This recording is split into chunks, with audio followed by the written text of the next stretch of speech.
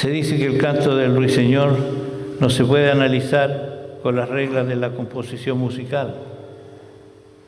La alondra canta por el gozo de cantar. Eso es lo que hace aquí Pablo, está derramando el corazón y las exigencias de la gramática tienen que dar paso a la maravilla de su gracia. La vida sin Cristo era lo que leíamos recién. Cuando estábamos muertos en pecados y transgresiones, estábamos lejos de Dios. Cuando Pablo habla de vosotros, se está refiriendo a los gentiles. Cuando habla de nosotros, se refiere a los judíos. En este pasaje, el apóstol muestra lo terrible que era la vida sin Cristo, lo que es todavía la vida sin Cristo, tanto para los gentiles como para los judíos. Él dice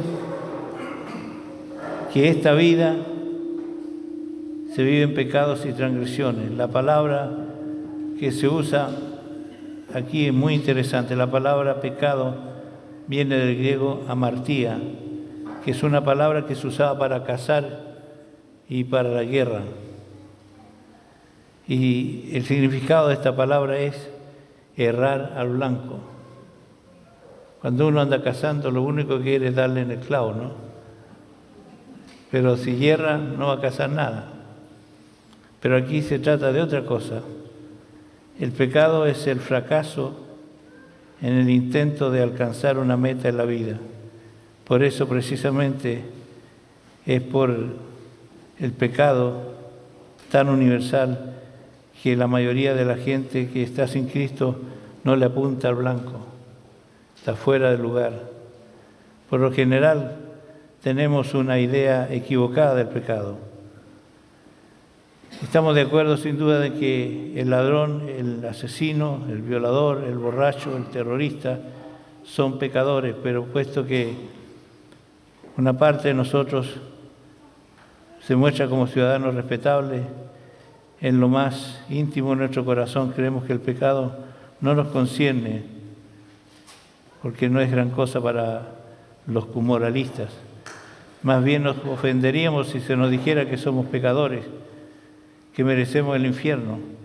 Pero amartía, la palabra amartía, el pecado, nos pone cara a cara con lo que realmente es el pecado. El fracaso en ser lo que deberíamos ser y podríamos ser. ¿Es un hombre tan buen marido como puede ser? ¿Trata el hombre hace la vida más fácil y agradable a su esposa? ¿Le hacen sufrir a su familia los cambios de humor? ¿Es una mujer tan buena esposa que comprende los problemas y preocupaciones de su marido? ¿Somos tan buenos padres que podríamos ser? ¿Dirigimos y entrenamos a nuestros hijos para la vida como es nuestro deber? ¿O esquivamos esas responsabilidades a veces, a menudo? A medida que van creciendo nuestros hijos, ¿nos acercamos más a ellos o los dejamos que se distancien hasta el punto que resulta difícil la conversación y que ellos son prácticamente extraños? ¿Somos tan buenos hijos que podríamos ser? ¿Tratamos de alguna manera de mostrarnos agradecidos por lo que se ha hecho por nosotros? ¿Vemos alguna cosa que realmente nos haga ver a nuestros padres y saber que el mal que le hemos causado? ¿Somos tan buenos trabajadores que podríamos llegar a ser? ¿Llenamos cada hora de trabajo con la conciencia de responsabilidad y hacemos la tarea todo lo que más podamos hacer? Cuando nos damos cuenta de que el pecado es en realidad un mal tan grande que no lo han inventado los curas ni los pastores, sino que es algo que inunda la vida de la humanidad. Es el fracaso en cualquier esfera de la vida de ser como debemos y podemos ser. La palabra que utiliza Pablo para traducir por transgresiones es parapitoma, del griego parapistoma, que quiere decir literalmente resbalón o caída. Se utiliza de una persona que hierra el camino y que cada vez se aleja más de la meta donde pretende llegar. ¿Le habíamos errado al blanco nosotros? ¿Estábamos caminando bien? ¿Estamos andando bien hoy día? Es la pregunta. Y se hace preguntas del marido, de la mujer, de los hijos, de los padres. Yo creo que la vida sin Cristo está totalmente errada. No tiene ninguna esperanza de recuperación. Pero por eso Pablo dice el gran pero que aparece aquí. Pero Dios, que es rico en misericordia, por su gran amor con que nos amó, ¿qué hizo? Cuando estábamos muertos en delitos y pecados, nos dio vida. ¿No te da alegría eso? La alegría de haber salido del camino errado. La alegría de salir de la meta equivocada. Ayer veía una noticia del gran corredor jamaicano que se accidentó en su última carrera, no pudo proclamarse campeón. Es terrible cuando uno se daña en el camino, pero lo más terrible es cuando se daña por el pecado. Eso no tiene vuelta, a menos que se arrepienta la persona y se entregue completamente al Señor. Fíjense ustedes que el apóstol aquí está usando un lenguaje tan diverso para hablar de la nueva vida en Cristo. Aún estando nosotros muertos en delito y pecado, Él nos dio vida. ¿Qué más hizo? Dice que nos resucitó.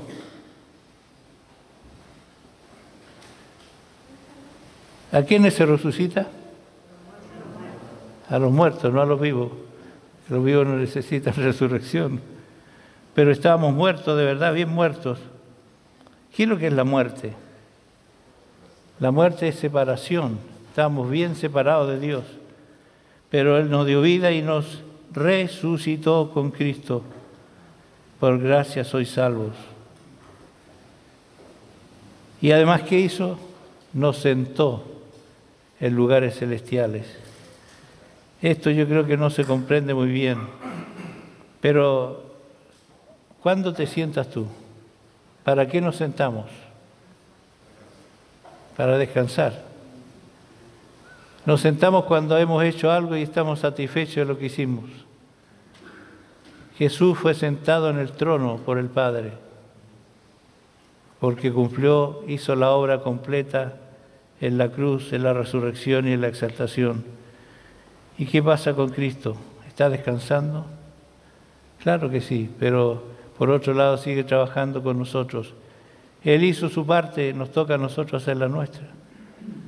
A veces nosotros decimos, bueno, el Señor hará, el Señor hará, el Señor hará, pero Él nos dice, tú también tienes que hacer. Nos ponemos flojitos, cómodos, no nos gusta movernos, no nos gusta sacrificar nuestro cuerpo, pero Jesús hizo todo lo que tenía que hacer para que nos quedara la parte más fácil a nosotros. Caminamos sobre una base de victoria, caminamos sobre una base de realismo histórico y espiritual. Bendito sea el Señor. ¿Y por qué hizo todo esto? Porque Él quería mostrar en los siglos venideros las abundantes riquezas de su gracia por su bondad para con nosotros en Cristo Jesús. Y Él está esperando eso. Fíjense ustedes que en este pasaje Pablo presenta una especie de lista de las características de la vida en Cristo. Es la vida que se vive de acuerdo con la edad presente. Es decir, es la vida que se vive de acuerdo con los principios y los valores del reino de Dios y no de los valores del mundo. El Evangelio exige perdonar, pero los escritores antiguos decían que era una señal de debilidad el tener la posibilidad de vengarse de una injuria y no hacerlo. Ojo por ojo, diente por diente, era la ley del talión. Pero Jesús dijo lo contrario, amad a vuestros enemigos. Si tu enemigo tiene hambre, dale de comer. Si tiene sed, dale de beber. Ay, Señor, no será mucho. Esa es la ley de Jesús. Determinó y deshizo toda la ley que era propia de la carne. Nosotros vivíamos antes los deseos de nuestra carne, los deseos de nuestros ojos, pero el Señor nos sacó de esa realidad. El Evangelio demanda andar con nuestros enemigos de una manera diferente, despreciarlos, maldecirlos, así, amarlos. Si tiene hambre hay que darle de comer. Siempre me recuerdo la historia de un armenio, que ustedes saben que los armenios fueron muy atacados por los turcos. Aquí no hay ningún armenio, ningún turco, ¿no? Pero esa fue la realidad. En años pasados, mientras se ejecutaba la Segunda Guerra Mundial, los turcos atacaron muy fuertemente a los armenios, casi los exterminaron. Por eso tenemos armenios en todas partes, en Argentina. Jorge Mitián es armenio. Y él nos contaba historias que eran terribles. Pero había un armenio que perdió toda su familia, que la mató un turco, y él prometió vengarse. Pero este armenio era cristiano. Subió el odio a su corazón. Y en un momento de la vida se encontró en una ciudad donde el turco estaba preso. Y allí él estaba esperando vengarse del turco. Pero un día el Señor le dijo: Juan, el turco tiene hambre. Y él podía haber dicho: ¿y qué me importa a mí? Pero el Señor le dijo: ve y llévale de comer. Bueno, la primera vez lo hizo no de muy buena gana, pero le llevó comida. Después le dijo: Juan, el turco tiene frío. Le llevó ropa. Y así sucesivamente le fue diciendo que atendiera al turco. Pero un día que llegó a verlo, el turco le dice: quiero saber una cosa. ¿Quién eres tú? ¿Por qué me has tratado de esta manera todo este tiempo? Y él le dice: yo soy hijo de una familia que tú mataste. Mataste a mis padres y mis abuelos. Ese soy yo. El turco cayó de rodillas y le dijo: perdóname, perdóname, porque no sabía lo que estaba haciendo.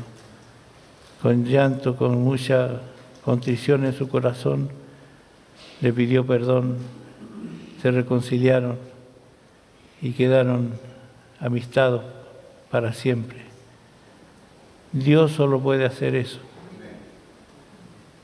¿Quién aguantaría tal cosa, no? Uno se pregunta: si hicieran eso con mi familia, ¿qué haría yo? No es fácil, pero con Cristo se puede. Los odios no andan en la vida con Cristo. Los desprecios ni el tratar mal a las personas no anda con nosotros. El Señor nos dijo que amáramos a nuestro prójimo como a nosotros mismos. Pero Jesús agregó algo más fuerte: ámense unos a otros como yo les he amado. Y el perdón es vital en esta realidad de vida que tenemos. Las señales de la vida sin Cristo son terribles, pero la vida con Cristo es maravillosa. ¿Cómo es la vida sin Cristo? Es la vida que se vive bajo los dictados del príncipe de este mundo. Aquí nos encontramos de nuevo con algo que era muy real en los días de Pablo, pero que no es tanto para muchos ahora. El mundo antiguo creía a pies juntillas en los demonios. Creía que en el aire estaban abarrotados de estos demonios, que no había espacio ni para introducir la punta de un alfiler entre ellos. Pitágoras decía: todo el aire está lleno de espíritus. Y Filón decía: hay espíritus volando por todas partes en el aire. El aire es la morada de los espíritus desencarnados.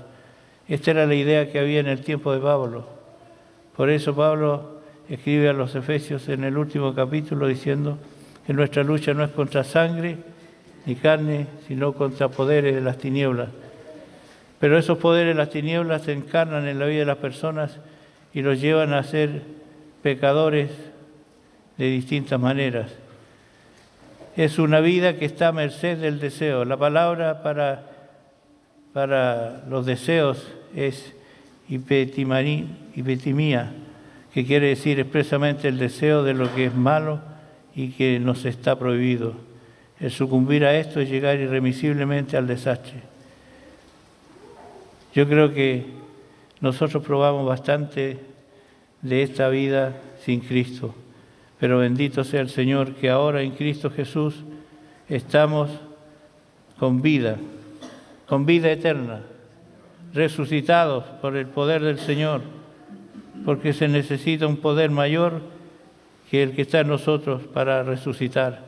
¿Quién resucitó a Jesús? ¿Fue el mismo que lo hizo? ¿O fue el Espíritu Santo? El Espíritu Santo lo resucitó a los muertos. A nosotros también el Espíritu Santo nos resucitó, porque fue Él que operó en nuestra vida haciéndonos conciencia de que éramos pecadores para llevarnos al arrepentimiento. Ahora tenemos vida, nos resucitó y estamos sentados con Cristo en lugares celestiales. Bendito sea el nombre del Señor. A Él sea la gloria por esto. Pero quiero llevarlos a otro pasaje de las Escrituras, quizás un poco una analogía al Antiguo Testamento. Vamos a Ezequiel 37. Quiero que abran sus Biblias allí porque es un pasaje muy interesante. Ezequiel 37. ¿Cuántos se ubican ya en este pasaje?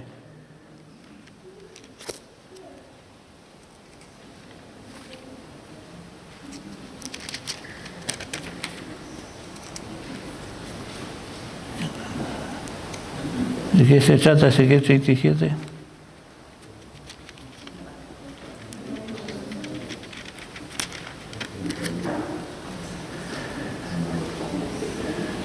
Dice, la mano del Señor vino sobre mí, dice el profeta, y me sacó en el Espíritu del Señor un poquito de agua.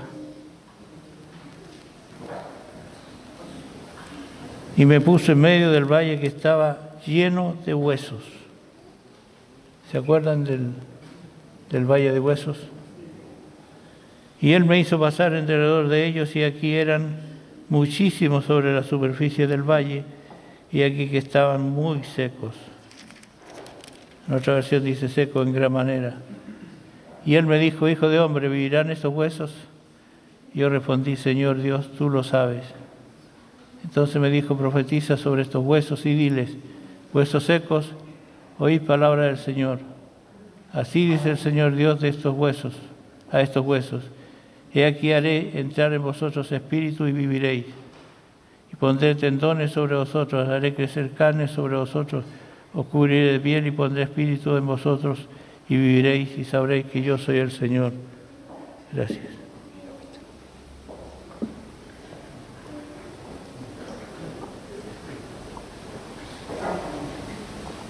Ustedes se preguntarán qué tiene que ver esto con el pasaje anterior. Vamos a ver.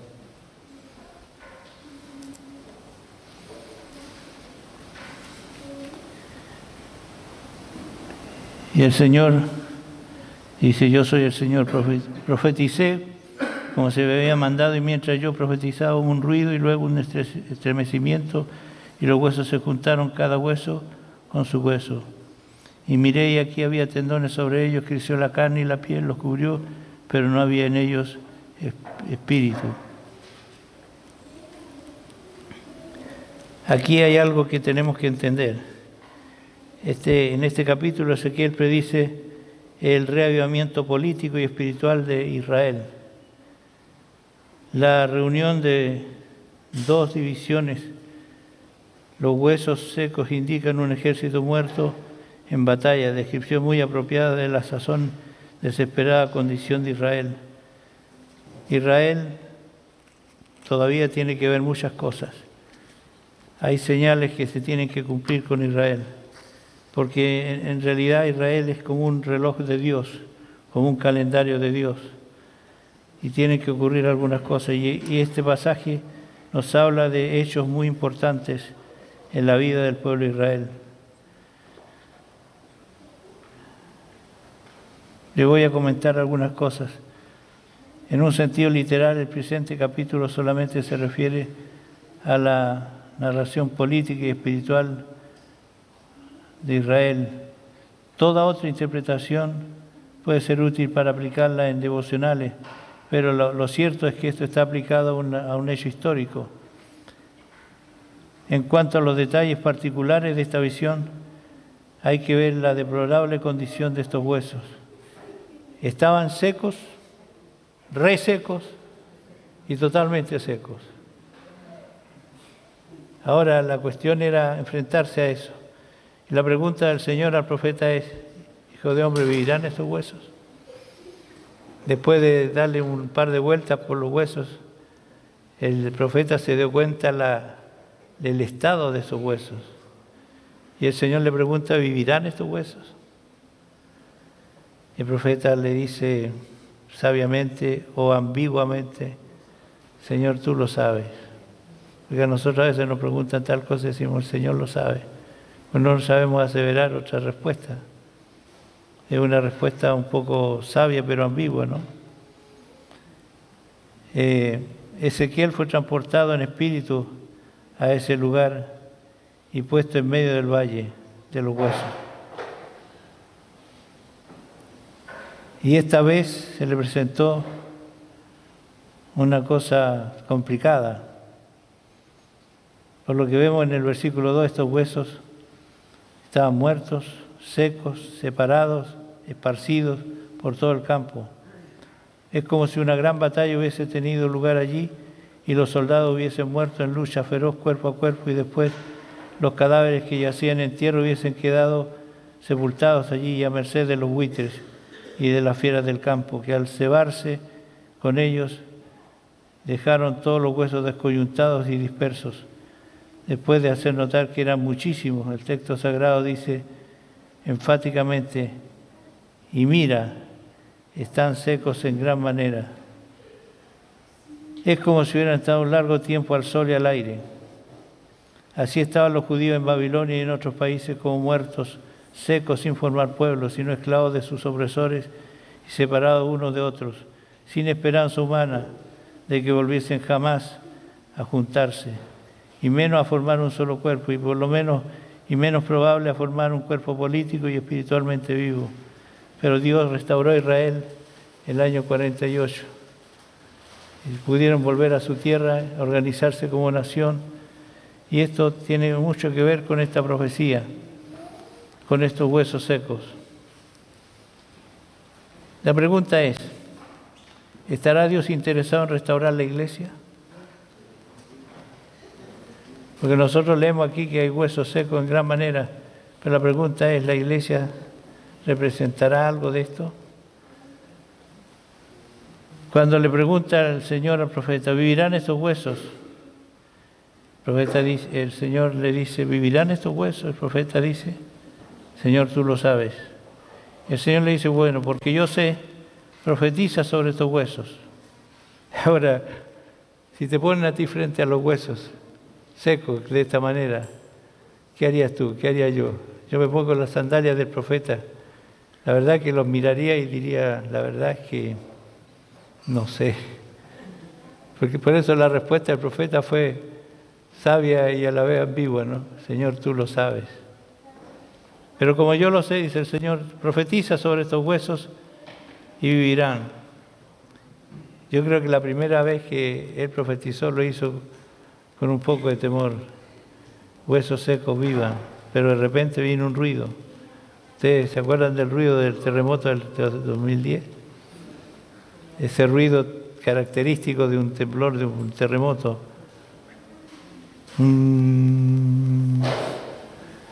Él sintió el ruido y de repente un temblor. Pero el problema era que habían huesos por todas partes, dispersos.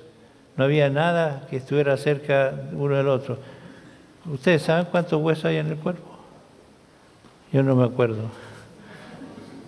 Pero son cientos de huesos. Cada hueso con su hueso se empezó a juntar. Es un espectáculo, pero tremendo. Yo cuando he predicado de esto, en alguna ocasión he dicho, ¿de qué cementerio vienes tú? Bautista, metodista, pentecostal. Porque la verdad es que Dios va a unir cada hueso con su hueso. Es una profecía que también nos habla de la iglesia.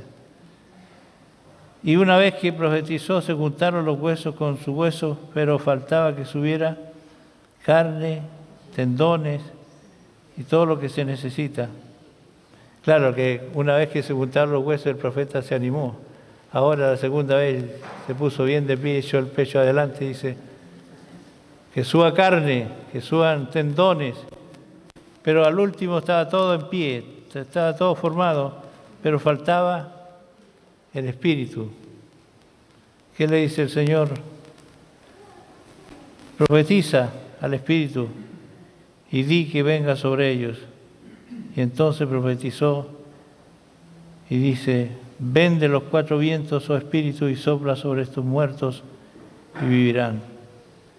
Se puede tener todo, el cuerpo, la carne, los tendones, toda la forma, pero faltar el Espíritu. Es lo que pasó con Adán. Adán cuando fue hecho estaba completito, pero faltaba el soplo de vida. Y cuando pecó, ¿qué pasó? La imagen que tenía de Dios se murió dentro de sí. Porque ¿desde dónde nos comunicamos nosotros con Dios? ¿Con la boca? Con la boca salen las palabras, pero nosotros tenemos un espíritu. Cuando la luz del Señor llegó a nuestro interior, nosotros decimos, nos sacó de las tinieblas a la luz, porque nuestro espíritu estaba en oscuridad. Y cuando el Señor nos salvó, entró la luz allí. La espada de dos filos partió hasta llegar al interior. Y cuando vino la salvación, vino la luz. Y allí fue cuando tú y yo reconocimos que éramos pecadores. Vino el arrepentimiento y aquí estamos. La luz está dentro. La gente que está allá afuera vive sin luz, en oscuridad. Tenemos las mismas características, un cuerpo humano con todo lo que tiene, pero hay una diferencia tremenda en el interior. Bendito sea el Señor por habernos dado la luz de su reino.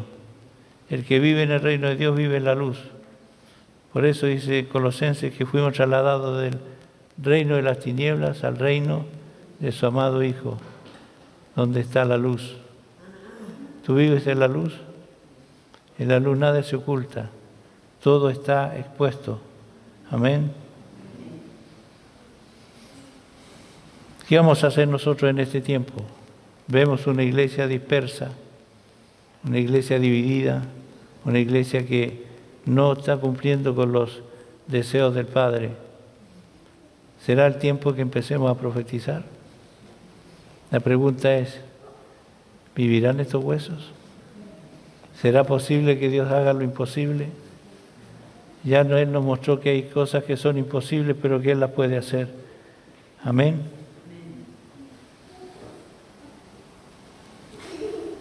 Fíjense ustedes que la aplicación de la visión a la condición calamitosa en que se hallaban los judíos en aquellos momentos, cautivos y exiliados en Babilonia.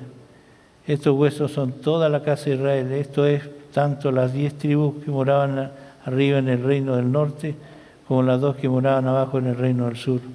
En Israel tiene que ocurrir un milagro, porque las 10 tribus que están perdidas tienen que llegar a juntarse con las 2 tribus que representan la tribu de Judá.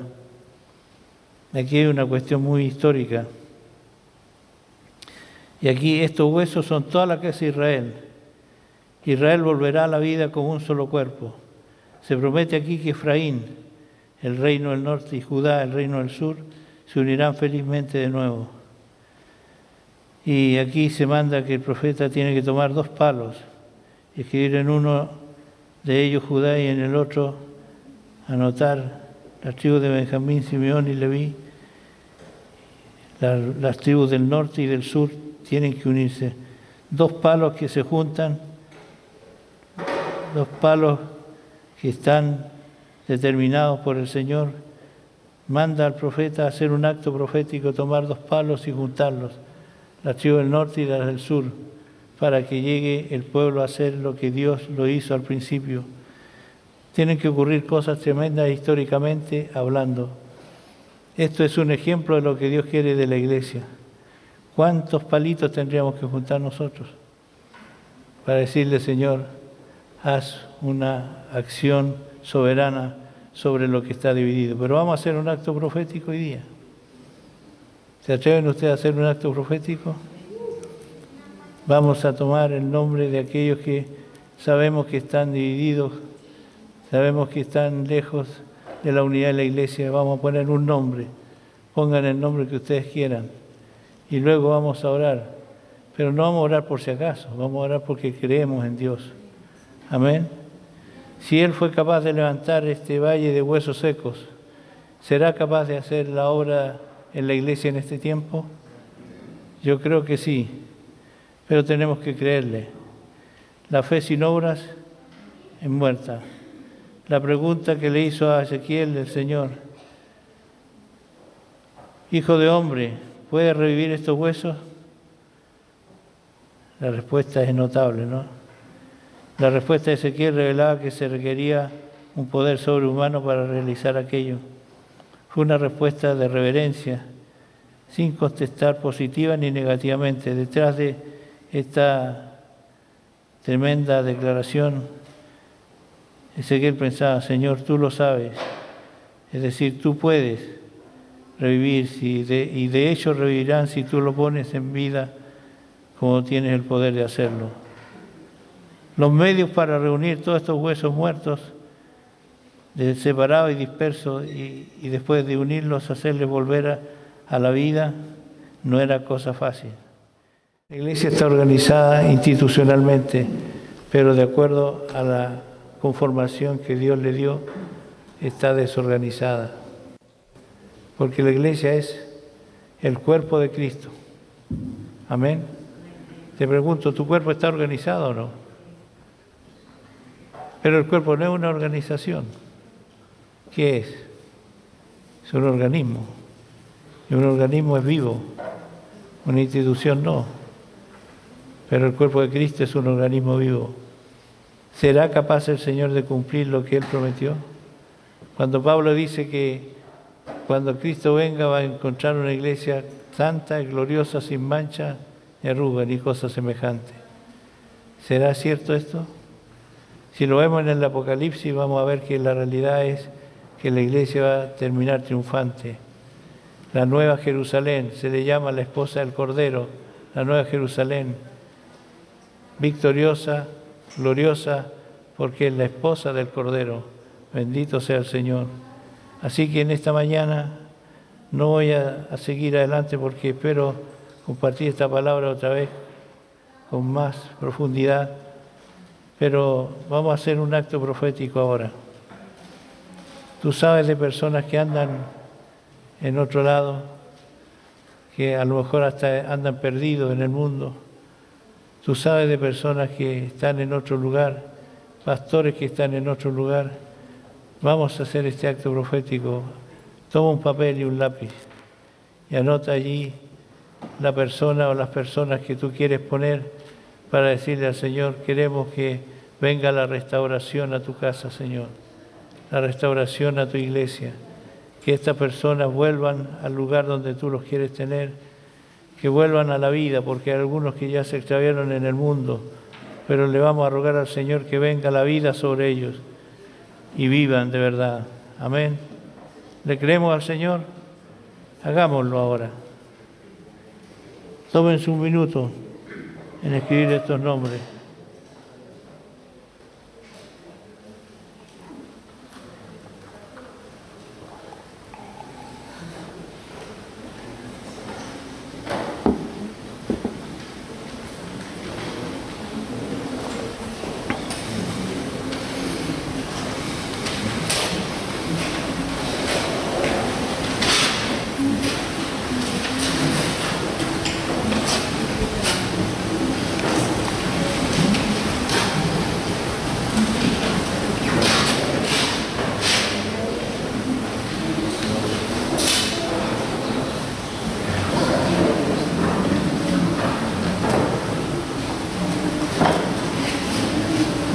Empecemos por poco. 1, 2, 3 o 4, 5.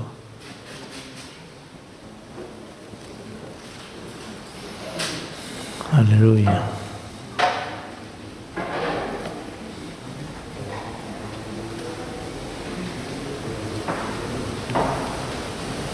¿Tiene un ofrendero? ¿Un plato, un ofrendero? Lo que sea.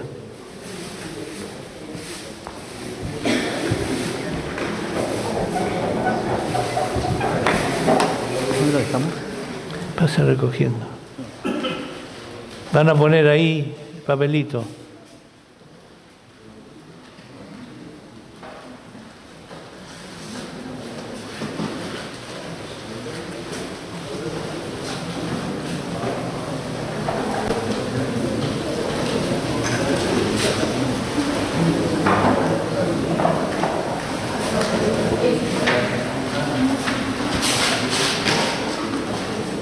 Hasta salió el sol, alumbró el sol.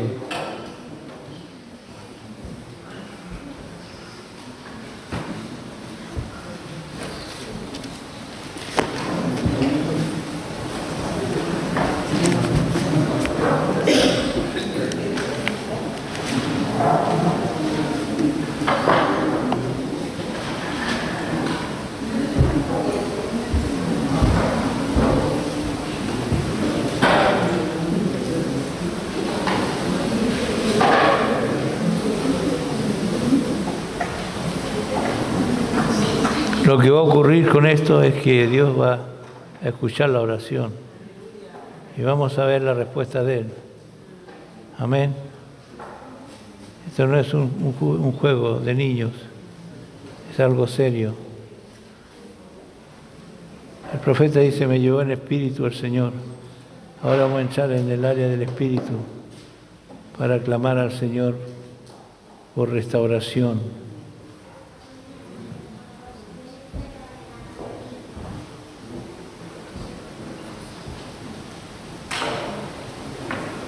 ¿Listos?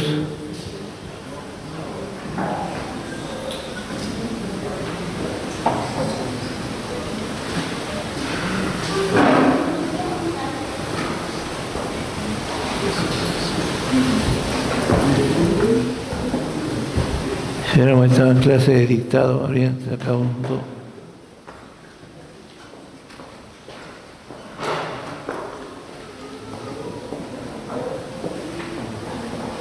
Muy bien.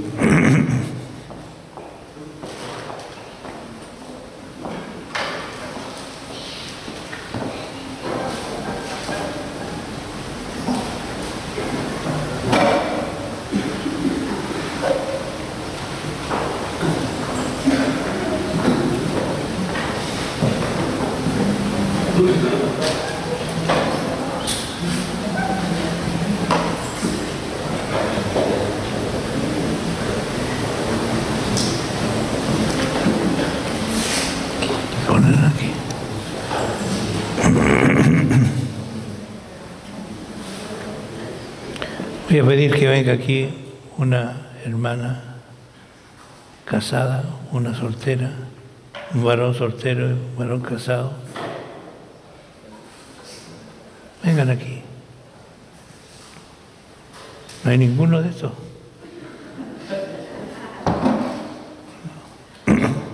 Aquí viene un joven, un varón casado.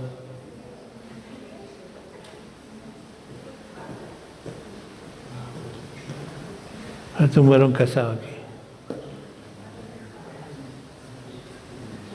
Son valientes.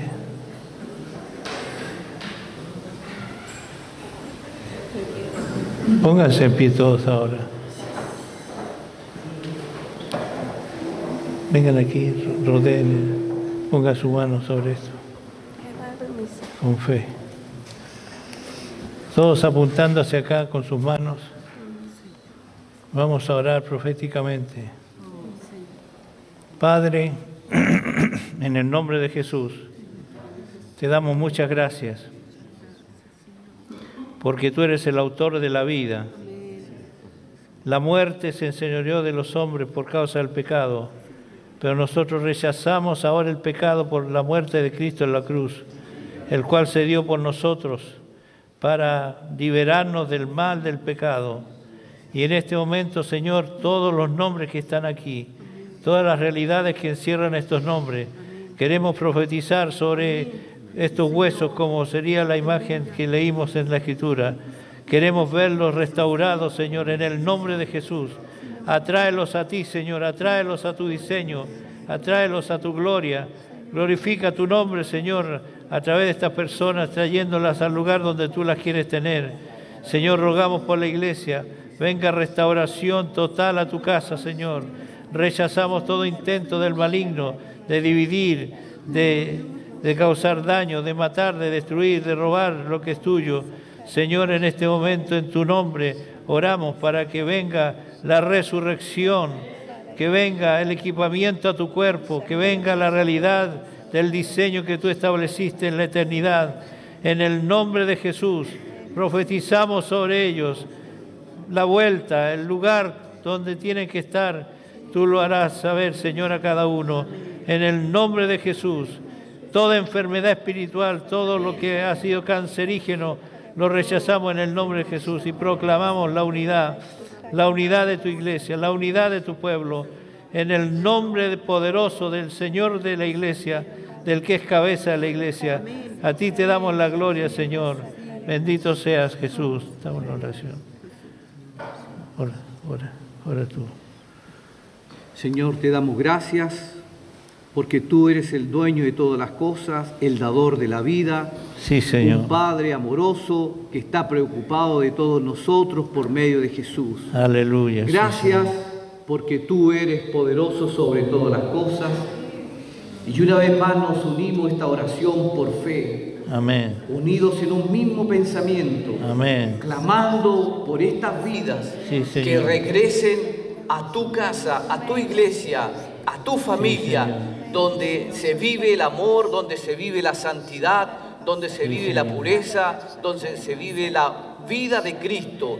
Padre, te lo rogamos en el nombre de Jesús. Atráelos, amén, atráelos sí, a Señor, tu casa, sí, atráelos con sí, cadenas Señor, de amor, atráelos, Señor, con Jesús, tu cobertura, con aleluya, tu protección, poderosamente, sí, y en el nombre de Jesús hacemos retroceder las tinieblas, amén, hacemos retroceder amén, todo intento de Satanás de entorpecer este camino de regreso a la casa. En el nombre de Jesús, aleluya, los cubrimos con los ángeles, amén, con tus ángeles protegiéndolos para Señor, la gloria y honra tuya, Señor de la iglesia, aleluya, por todos los siglos de los siglos. Aleluya, aleluya. Gloria a tu nombre, Señor Jesús. Amado Dios, estamos ante ti, Señor, para clamar, para gemir, Señor Jesús, por todo esto, Dios mío, Señor Jesucristo, tus hijos, todos estos huesos, Señor, que están esparcidos, Señor Jesucristo, donde quiera que se encuentren, Señor. A esta hora, Señor, en tu nombre profetizo, Señor. Amén. En tu nombre, Señor Jesucristo. Amén, que todos estos huesos se junten con sus huesos, Señor, aunque sean pequeñitos, Señor. Que todos estos tendones, Señor, que haya carne, Señor, que circule sangre viva tuya, Señor, en ellos. Amén. Señor, tú pusiste, Señor, en mi corazón, Señor, a este hombre, Señor, cual tiene una gran misión, Señor Jesucristo. Yo te lo presento, Señor. Allí hay muchos, Señor Jesús, que tienen que renovarse, que tienen, Señor Jesús, este reino, aceptarlo, que tú eres el Rey, que tú eres el Todopoderoso, aleluya, que tú eres el gran yo soy. Oh, Señor, a esta hora yo te lo presento.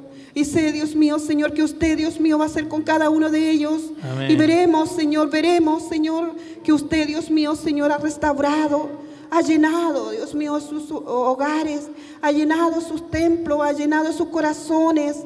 Señor, muchas gracias. Se lo he clamado a usted. Amén. Y lo he profetizado en su nombre, nuestro Amén. Señor Jesucristo. Amén. Aleluya. Gloria a ti, Señor. Gracias, Padre, por esta oportunidad de poder orar, Señor, por las personas que una vez se fueron, Señor, que se alejaron por cualquier motivo, Señor, que el enemigo los hizo caer, Señor, en una mentira. En esta hora, Señor, en el nombre de Jesús profetizamos como lo hizo también, Amén. Señor. Sí, Señor. En este tiempo, Señor, profetizamos que los hijos que se fueron volverán a tu reino, Señor. Sí, Señor. Volverán a tu reino, Señor, porque Sí, tú lo quieres así, Señor, porque tu Amén. poder y tu soberanía lo permiten, Señor Señor. Jesús. Sí, Tú eres el que da la vida, Señor, el que la Aleluya. quita, Señor. Y pedimos ahora por estos huesos secos, Señor Jesús, que Señor. se vuelvan a unir, que se vuelva a unir la carne, que se vuelvan a unir los huesos, Señor, y por sobre todo que venga el Espíritu, Señor, a sus vidas, Señor, porque sin el Espíritu no somos nada, Señor Jesús. Somos vacíos, somos un cuerpo con oscuridad dentro, Señor Jesús. Restaura todo lo que está mal, Señor. Restaura lo que está mal en nuestra comunidad también, Señor Jesús, en las comunidades de Chile, Señor, también. A lo largo, que las personas que se fueron regresen a tu reino, Señor, a tu iglesia, a tu cuerpo a funcionar, Señor Jesucristo. Muchas gracias, Señor. Amén. Señor, te presentamos a estas personas que están acá, Señor, estas situaciones, Señor, estas familias, Señor, que se han alejado de ti, Señor, o que no te han conocido nunca, Señor. Con la autoridad que tú nos has vestido, Señor, con la autoridad que tenemos por ser hijos tuyos, Señor, y portar a tu Espíritu Santo en nosotros, Señor, le ordenamos a las tinieblas, Señor, que Sí, retrocedan, Señor, que se alejen de estas personas, Señor, Amén. que toda visión borrosa, Señor, pueda ser aclarada, Señor, con tu luz, Señor. Sí, Señor. Que toda la nubosidad, Señor, y la neblina que está impidiendo a estas personas abrir los ojos, Señor, y verte a ti, Señor, retrocedan, Señor, porque eres tú, Señor, la fuente de agua viva, Señor, a la que todos debemos ir, Señor, y clamamos por estas personas, Señor, por esta vida, por Sí, estos Señor. corazones, Señor, que seas tú restaurándolos, Aleluya. Señor, mostrándoles tu amor, Señor, Sí, Señor. de la forma que tú estimes conveniente, Señor. No sabemos cómo tú lo vas a hacer, Señor, pero confiamos que vamos a ver entrar por esa puerta, Señor, a todas estas personas que están aquí, Señor, en este canasto, Señor, por las cuales estamos orando, Señor. Sabemos que tú vas a hacer, Señor, no sabemos cuándo ni cómo, Señor, pero tú eres el Dios de los tiempos, Señor. Tú lo haces como quieres, Señor, de la forma que quieres, Señor, y de las formas creativas que tú tienes, Señor. Sabemos que tú nos estás escuchando, Señor. Amén. Tenemos fe en eso, Señor. Sí, Señor. Tenemos convicción de que tú vas a responder nuestro pedido, Señor, de oración, Señor, y con fe oramos, Señor. Muchas gracias, papá. Amén. Gracias, Señor. A ti damos la gloria. Un aplauso al Señor por su gran amor. Aleluya. Amén. No, cantar. El poder está en sus manos. Todo está sujeto a Él. Amén.